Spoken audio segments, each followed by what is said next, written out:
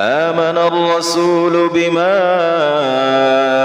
أنزل إليه من ربه والمؤمنون كل آمن بالله وملائكته وكتبه ورسله لا نفرق بين أحد من رسله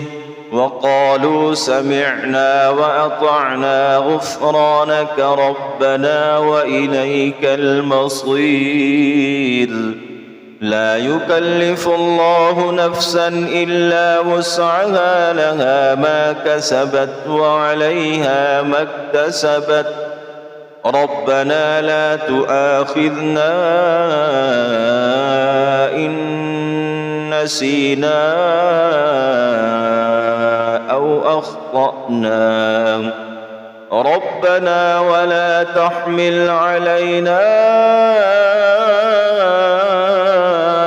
إصرا كما حملته على الذين من قبلنا ربنا ولا تحملنا ما لا طاقة لنا به واعف عنا واغفر لنا وارحمنا أنت